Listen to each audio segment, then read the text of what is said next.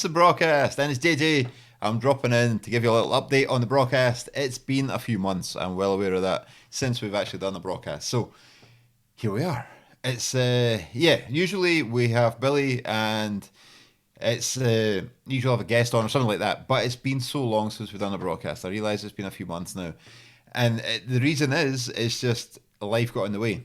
So, I've been busy flat out with the business. It's getting busier, which is amazing. And then I've been doing the vlogs every week.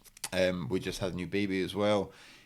And we had the Braw Beard Moustache Championships. There's just been a lot going on. And then Billy, he's been busy as well. He's got his comedy shows, just his other work that he's doing. So it's been difficult for us to sit down and plan out the broadcast and get guests as well. Because trying to track down guests is quite tricky to get a time that suits everyone. So that's the transparent part. That's the reason the broadcast has kind of been on a hiatus. So we are back. The reason I'm here just now is Billy's in New York for comedy shows. He's doing some shows over there, so he will be back soon. And we're going to have a meeting next week. Sit down, go over everything, how we want the broadcast to go in the future. I think some shows are going to be me interviewing people. Some shows are going to be Billy interviewing people, and some shows it might be the two of us interviewing people. And one of the reasons for that is we have the Broadcast Live event, the second one, coming up in February next year. So, truth be told, I want to get more experience interviewing people. It's just something I've never really been that comfortable with. I'm used to being a guest on the podcast, but like I took the first 8 episodes of the broadcast back when it first started, and then I brought Billy in just because it was out my comfort zone. And I never really had the time to do it. So Billy stepped in and just took the show to new heights. So, yeah, want to get that rolling again. And plus I want to get some confidence built up and skills for interviewing people in preparation for the Broadcast Live in February. Getting on to that, we have a 2-day event. Next year, I'm buzzing, man, I'm buzzing. In February, we're going to have a 2-day event called the Braw Beard Weekender. We just had the Braw Beard Moustache Championships in February there. It's sold out for the 6th time in a row, which is incredible. So if you came along, I hope you enjoyed the show. And I hope to see you there next year. But next year, we're going to go for 2 nights. Because I'm aware there's a lot of people travel from all over the world. We had America, Iceland, Germany, Austria, Belgium, France, also the UK, the British Isles. But people travel up on the Thursday or the Friday. So I thought it would be that popular. We'll do a 2-day show. So we're going to have the broadcast live on Friday, the 14th of February at Drygate Brewery, which is going to be, again, a chat show. There's going to be me and Billy on stage as hosts, and we'll have maybe 4 guests, and there'll be some entertainment in there as well. Again, that's one of the things we're going to go over next week with the meeting with Billy. So it's going to be interesting. It's going to be good fun. And it's going to be a comedy show, entertainment show, that kind of thing. It's going to be a good, fun night. And then the night after, the Saturday the 15th of February, we're going to have the Braw Beard Moustache Championships, the 7th one.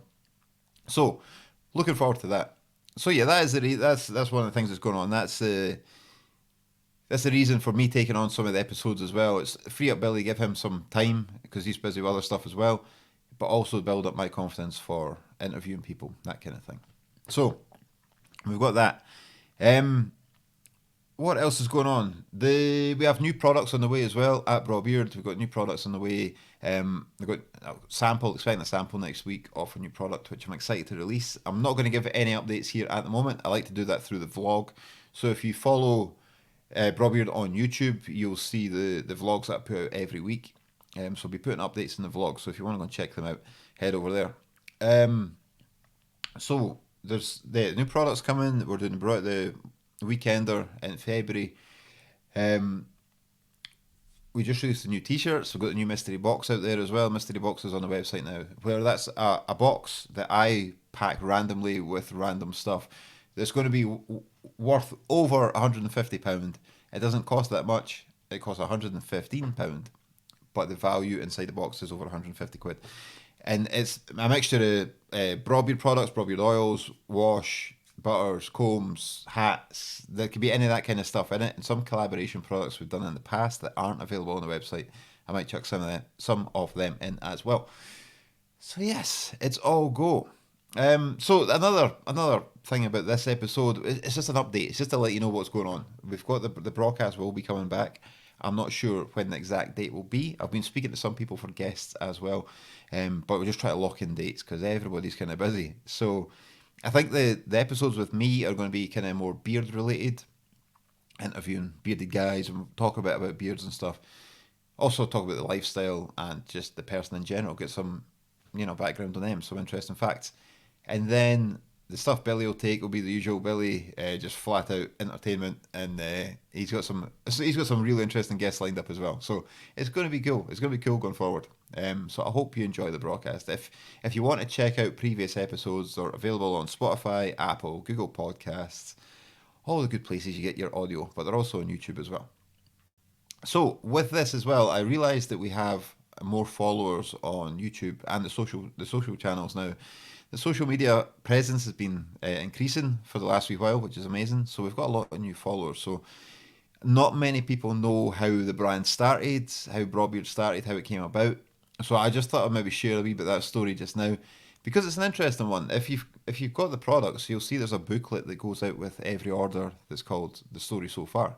And I just try to give updates on what's been happening in the timeline of Braw Beard.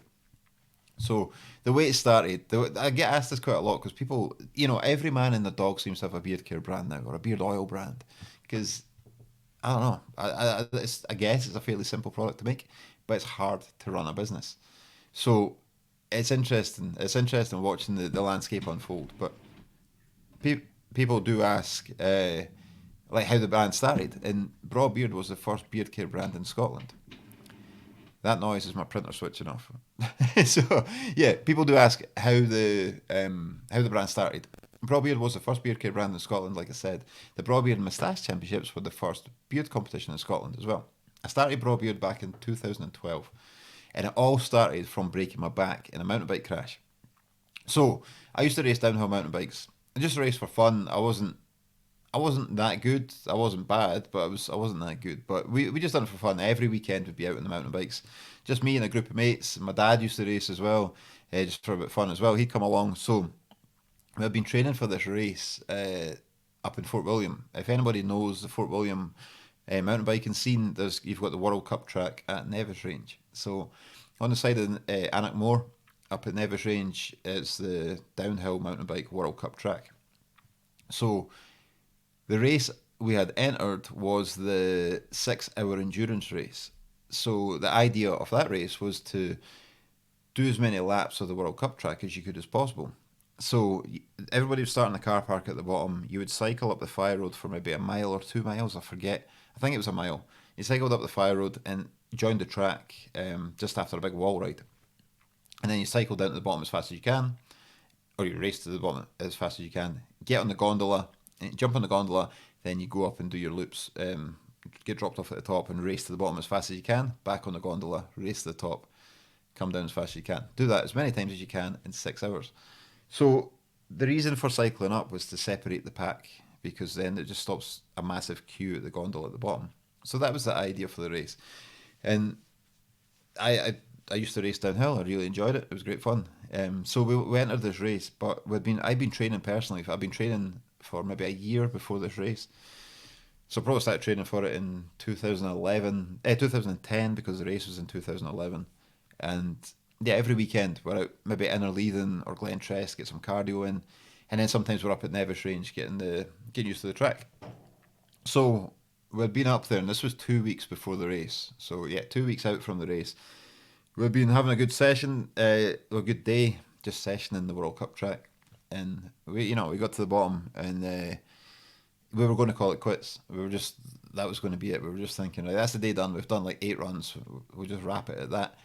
But the gondola still had like another half an hour or something open. So I'm like, you know what? Let's just go for another. I'll go for another run. We'll go get another practice run in.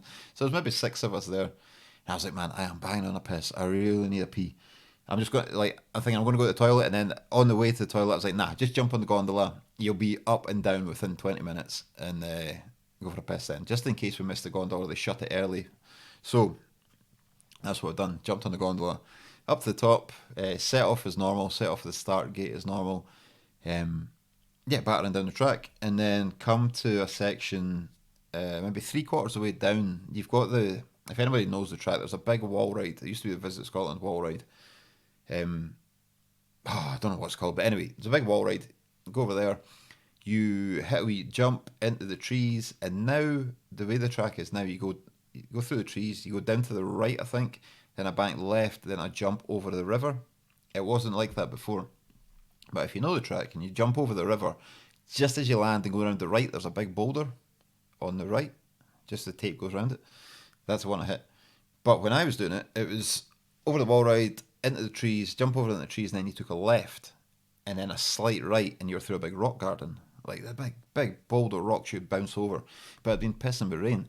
So going through there, and you get back about the front end washed out on the top of a rock because it was so slippy. The bike was so light because it's bouncing through.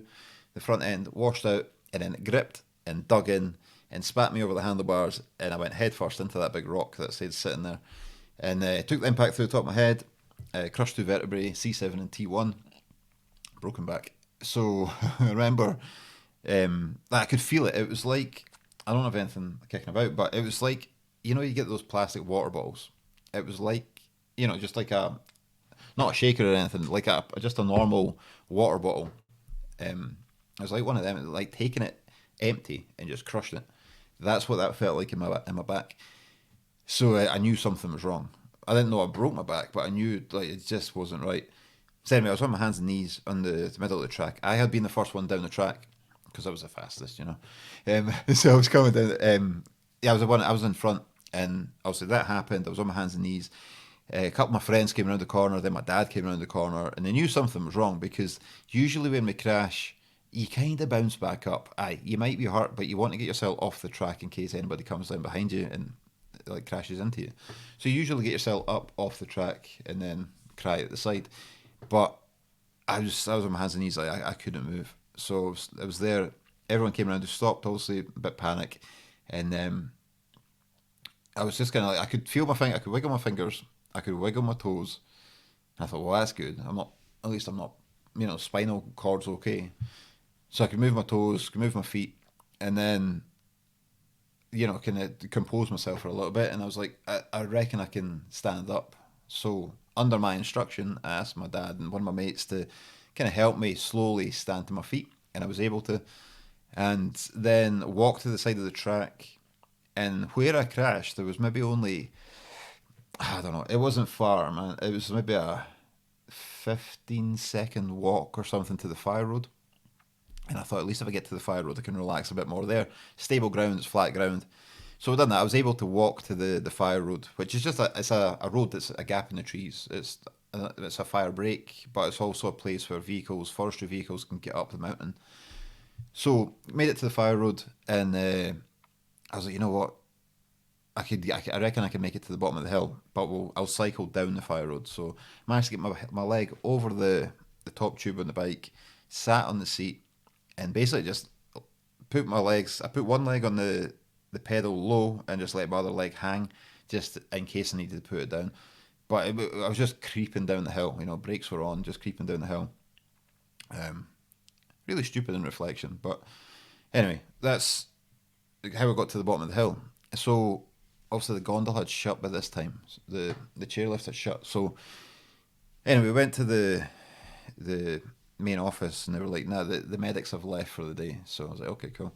They said you need to go to Belford Hospital in Fort William. So I was like, "Cool." And we had my dad's van at the time. He had a toolbox in the back with all the tools for the bike. So I was like, I can't sit in the seat. Just my body was starting to seize up in that position. And I was like, I can't sit in the seat unless someone can lift me into the seat, which isn't really going to happen. Like, I'm a grown adult, you know what I mean? So I thought, if I can get in the back of the van and hunch myself over the toolbox, I'll do that. So that's what I've done. They loaded the bikes in the van.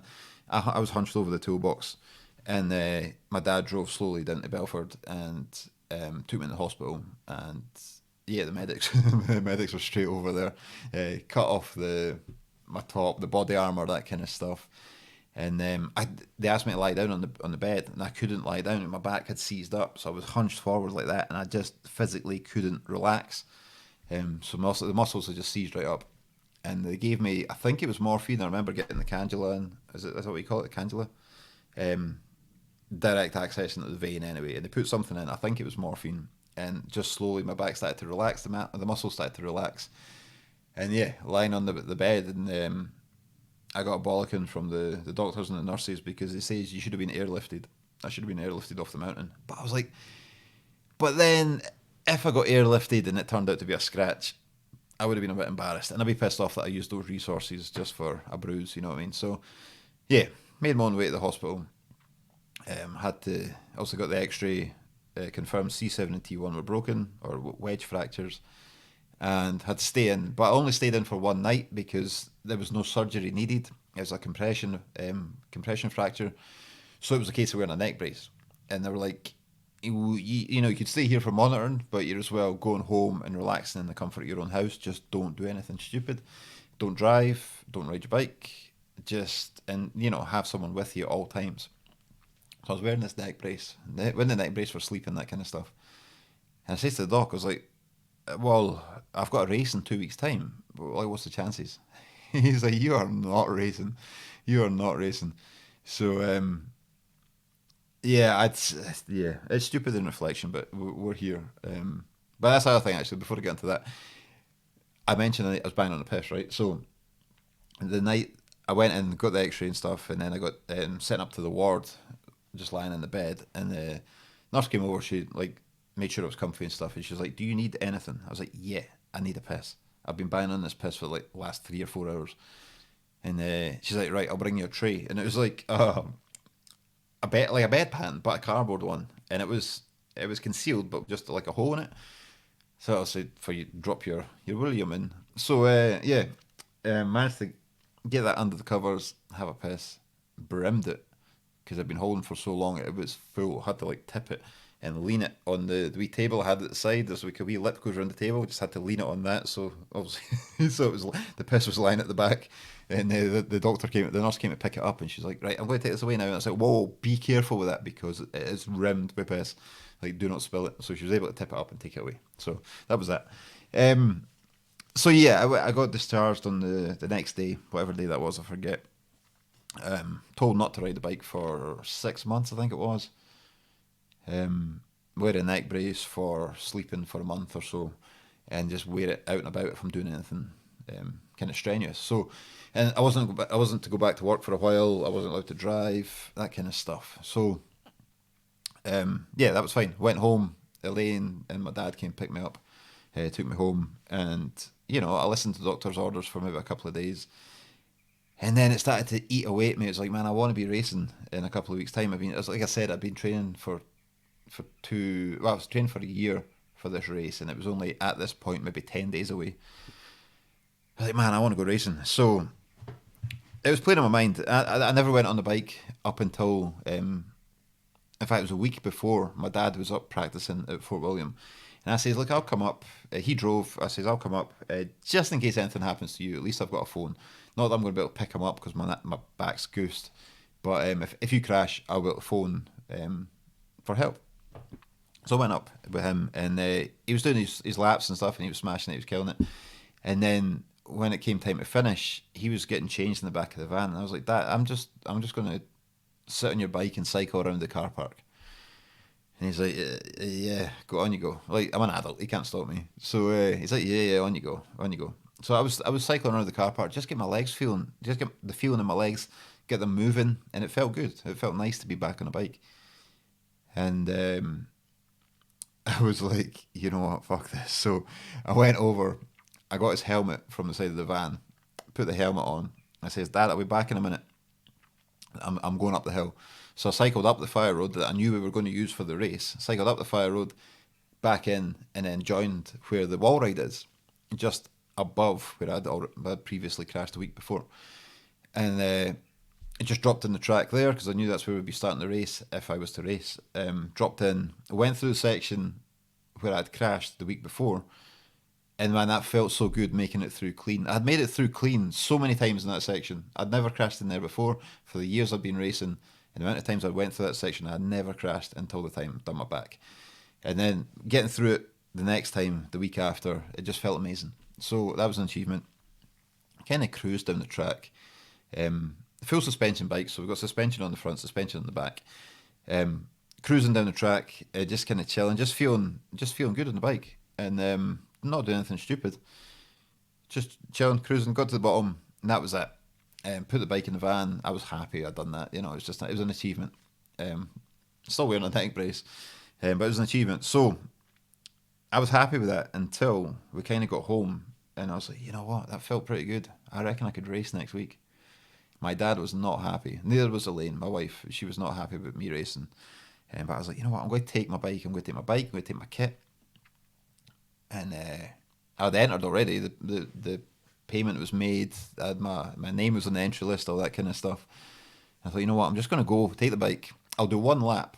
So like I said before, the idea was cycle up that bit I just cycled up, come down, jump on the gondola, the chairlift, take it to the top, cycle down or race down to the bottom, and that's one lap done. I thought, well, you know what, I'll just do one lap. I'll do one lap, see how I feel. And if it's sore, if there's any niggles or any pain, I'll stop. So anyway, cycle. So we got there, race day. I forget what number I had. I think it was number 1.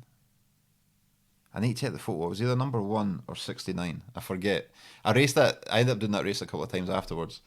And one time I had 69, one time I had number 1. I think I was maybe number 1 for... Anyway, it doesn't matter. So yeah, got there, signed on and stuff. I'm wearing this neck brace. People are looking at me kind of funny because you can get neck braces to wear for racing. I never had one at this point, but I had like a kind of foam neck brace. And people are just looking at me like, what the fuck? Who's this ghetto guy? Like, a foam neck brace. But anyway, and I was wearing that all day. It's not like I was wearing it just for the race. I was wearing it all day. I was walking about with it on.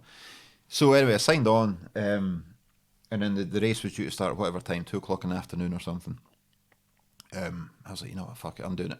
So I got my kit on, got the bike out, checked it over, took it over to the starting area, because all the bikes, I'm sure for that race, all the bikes were lined up on their side, at the side of the road, and you're kind of run over, jump on the bike, like a Le Mans start, run over, jump on the bike, cycle up the hill. I'm sure that's what happened for that one. So anyway, done that. Cycling up, the race started, cycling up the hill. My cousin was racing, my dad was racing as well. And I was just like, at least if I crash, in my head, this is how I was thinking, if I crash, I'm at the side of the track, I know I've got my cousin and my dad on the track at some point as well. I'll be okay. So I was doped up on painkillers. I just filled myself full of painkillers, and I had kinesio tape over my back and stuff, just as a bit of support. Not that it was going to do anything for broken bones, but in my head, I felt confident it was doing something. So, yeah, the race started. Got the bike, cycled up the hill. I was doing all right cycling up the hill, under a bit of pressure. I just felt a bit stress in my back. Also, putting exertion through the pedals, so you're cycling a downhill bike, uphill. I got to the bit where we dropped into the track just after the wall ride. Dropped in there, and cruising, felt pretty good. And overtook a few people, which done wonders for my confidence. Got to the bottom.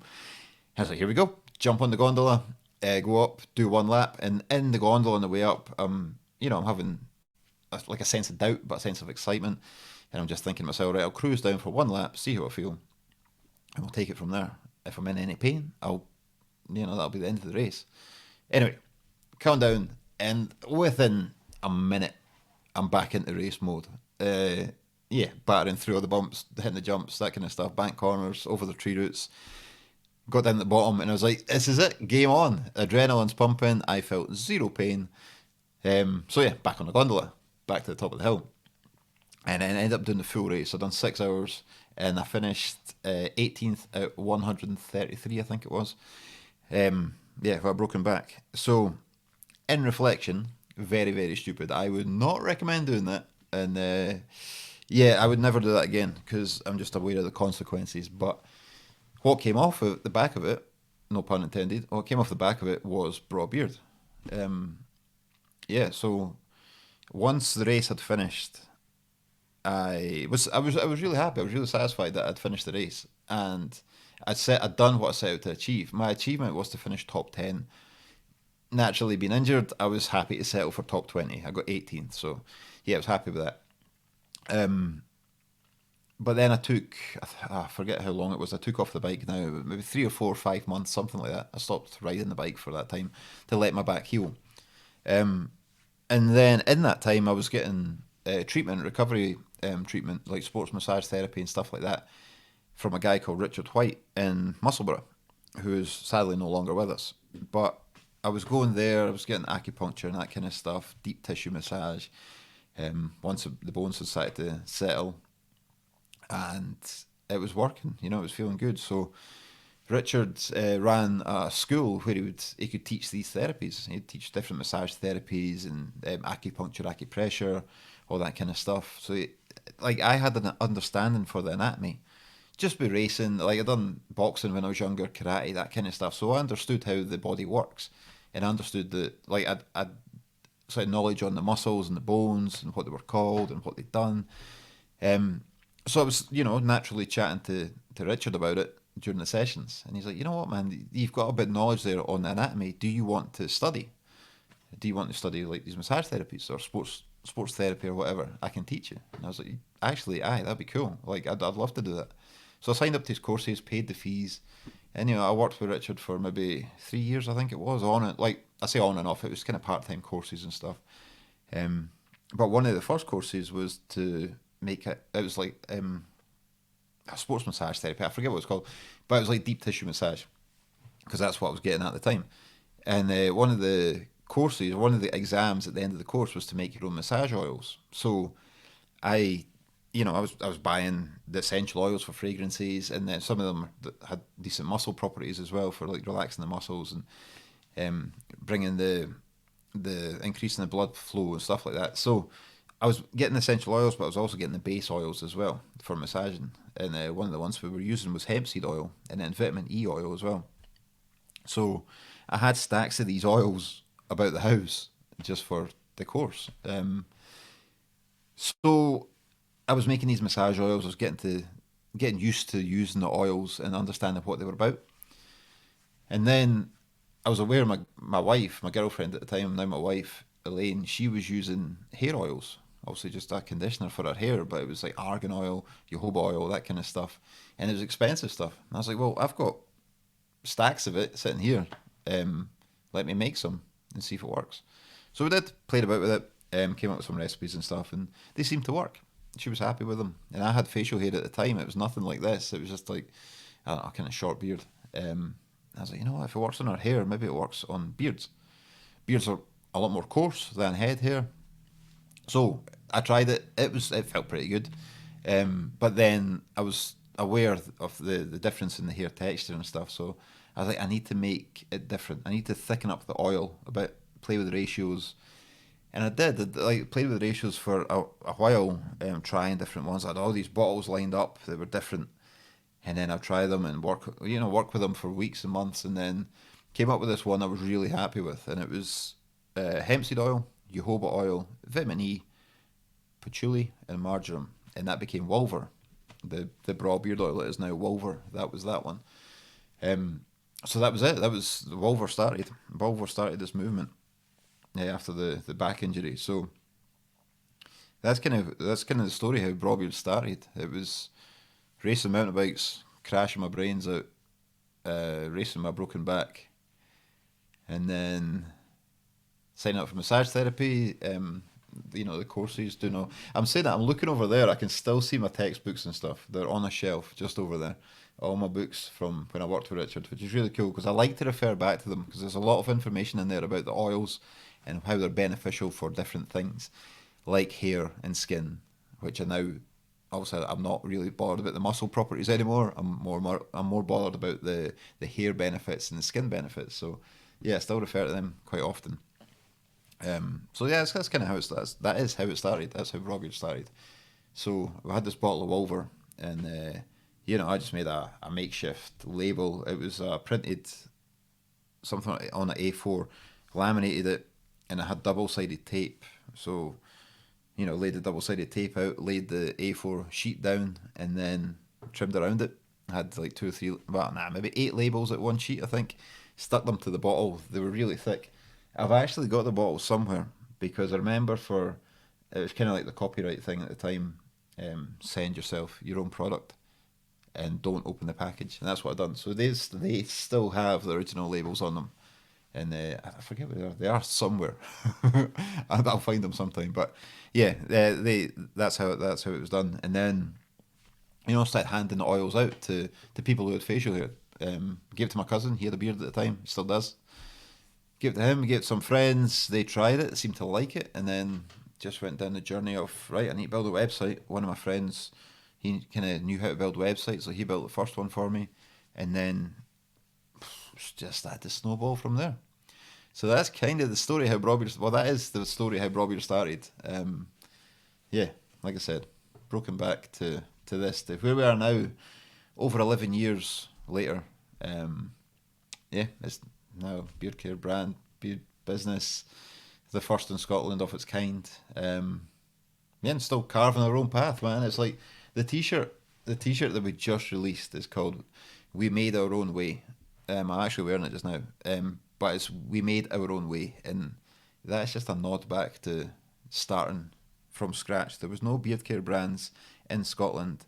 There was one in England at the time. After I made the product and I started to sell it, then I decided to do a bit of research because, like I said, it all started by accident. It wasn't like I was going to create this product and have this marketing strategy and research and development, all that shit. I was just like, I made this.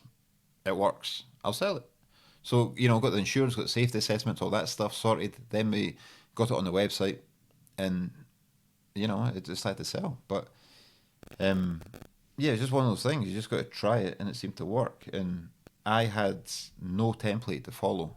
I was not a businessman. There was no other beard care brands, like I said, other than one in England, but there was a totally different style. And so I'd no one to replicate. I just had to make it up as I go along and learn. And that's the whole point of that t-shirt, is we made our own way, because there's so many brands out there now. Some are killing it, some are doing amazing, and then some are just jumping on it to try and make a quick buck, and they're failing. And it's just the nature of things. It's just the way it goes. So yeah, it's just a wee nod to the fact that we had to carve our own path, which I'm quite proud of. So yeah, here we are, 11 years later, still having fun. I don't really race mountain bike. Oh, I don't race more mountain bikes anymore. I've not ridden a mountain bike for a long time. But yeah, we'll see. I might get back on one at some point. So yeah, that is the broadcast, man. It's like I said, it was an update. I wanted to give you a wee insight to how the brand started, just because I'm aware there's new people following the brand now, and we are, what time are we in? Half an hour deep. So yeah, it's just an update. So the broadcast will be back in some shape or form. I'm going to be doing some episodes. Billy's going to be doing some episodes. We'll do some episodes together in the build up to the Braw Beard Weekender in February. And tickets are available for that at thebrawbmc.com if you want to come along. It's going to be class. Right, now is the awkward part. I always noticed that Billy, at the end of each episode, he would try and hit a button to set off the outro while looking at the screen, making eye contact. And when I look at the camera making eye contact, I cannot see that button. So now I understand his struggle. So what I'm going to do is I'm going to look for the button and be totally transparent about it. Say my goodbyes, hit the button, and call this a day. Thank you very much for watching. I hope you've enjoyed this episode of the broadcast. If you have enjoyed it, please give it a thumbs up. Leave a comment below. Let me know what you think. Let me know if there's any guests that you would like to see on the show. Like I said, we're going to be interviewing people from the beard community, the alternative lifestyle community, all different sports, that kind of stuff. We'll be interviewing some of the bra athletes, that kind of thing.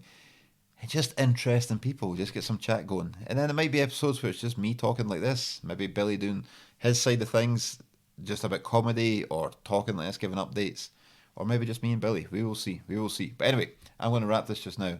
Thank you very much for joining me. I do appreciate it. That's the thing, actually, right? Before I go, I wasn't really going to mention this, but it's been ticking over in my head since I started chatting about the mountain bike thing. So every now and again, Braw Beard gets some media coverage, right? Just with things that's happening, like the championships, or when we hit our 10-year anniversary, we got some media coverage, which is really cool. I love featuring in newspapers or the TV or whatever, right? It's really, really cool. But that attracts a lot of attention, and it also attracts a lot of negative attention, right? So, we get haters now and again. I usually deal with it. I've got quite a thick skin. But this one tickled me, man. It was on Newsweek. Newsweek's a online publication. It's based in New York, and they wanted to interview me for the 10-year anniversary. So we done the interview. I told the backstory in less depth than what I've just told you, but you know, I told how the brand got started, the crash, and then a race 2 weeks later. I told that story. And there were some people in the comments, man, afterwards, they were saying, "Oh, why are we giving this guy praise? He shouldn't have been racing. He would have been a burden on the health service." And like, give me all this heat for actually doing something, taking a risk and actually doing and achieving something. I was getting all this hate saying he should never have risked himself like that. Imagine what that would have cost the taxpayer. Listen, man, it's like, I wanted to reply to this guy, but I didn't, just for, I couldn't be bothered with the heat. But these type of people, the type of people who like leave comments like that, they take zero risks in life. They just like to project themselves onto other people. Their insecurities they project on other people. What I wanted to reply was, I bet the riskiest thing you have done is sit on your sofa, drink a double espresso just to make yourself feel alive, and fart. That's the riskiest thing you've done. Had a strong coffee and tried to fart. See if you shat yourself. That's the kind of people you're dealing with. So if you ever get any online hate, man, just remember it's it's people projecting their insecurities on you. And like, if you like, I know there's a lot of people in the extreme sports world that follow Braw, right? And I'm talking about adrenaline sports like snowboarding, mountain biking, motorcycle racing, motocross, skateboarding, MMA, mixed martial arts, that kind of stuff, right? There's a lot of boxers, that kind of thing. There's a lot of people in those disciplines follow Braw Beard, all right? Because that's my lifestyle as well. People radiate it because they relate to it. You know, there's something in common. If you are in that world, you will know that many of these athletes walk around with broken bones. They compete with broken bones. Maybe not broken backs, but broken collarbones. I know motorcycle racers for a fact have raced with broken backs. I know them personally. It's just what you do. And it's just what we do, should I say. In that world, it's just what they do. It's that racing mentality. And it's, people say you'll be a burden on the NHS. It's like, no, we'd go private. A lot of these guys who put themselves in those positions have private healthcare for that reason.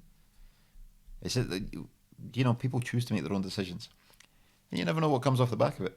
Like this, you know, race with a broken back. I wouldn't recommend doing it. I wouldn't do it again. But this is where we ended up. Creating a beard care brand. Creating a beard care scene in Scotland.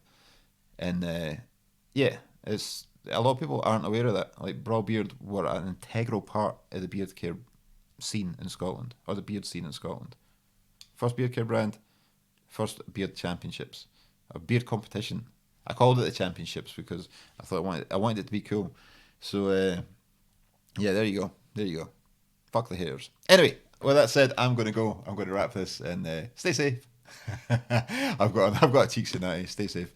Anyway, stay safe. Take care of yourself, and I will see you at some point. We will see how the broadcast is coming along. As I say, I've got a meeting with Billy in a couple of weeks' time, and we'll take it from there. See ya.